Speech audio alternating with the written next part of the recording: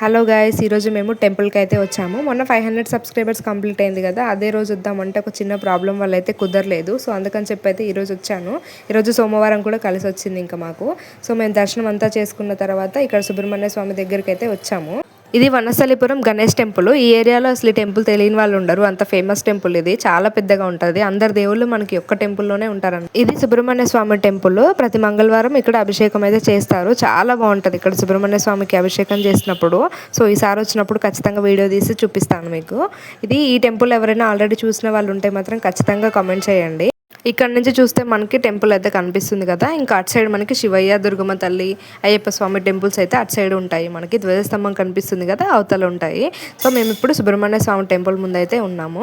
So temple దగ్గర ఉంటారు కదా, వాళ్ళకి ఇవ్వాలని చెప్పి అయితే ఇంట్లోనే అయితే చపాతీ అండ్ పులిహోర చేశాను. నేను 500 సబ్స్క్రైబర్స్ అయినప్పుడే మొన్ననే అనుకున్నా ఇలా ఇద్దామని, కానీ ఇంకా కుదరలేదని చెప్పాను కదా. సో ఈరోజు వస్తున్నా అని చెప్పి ఇంకా ఈరోజు అయితే ఇంట్లోనే రెడీ చేసి నీట్గా ప్యాక్ చేసి పెట్టుకొని అయితే ఇంకా వాళ్ళకైతే ఇచ్చేసాను దర్శనం అయిపోయిన తర్వాత.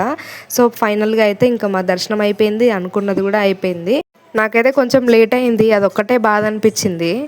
వీడియో నచ్చితే లైక్ చేసి సబ్స్క్రైబ్ చేసుకోండి guys. Please subscribe to my channel. ఇంకో వీడియోతో మళ్ళీ కలుద్దాం. ఉంటా మరి, బాయ్ బాయ్.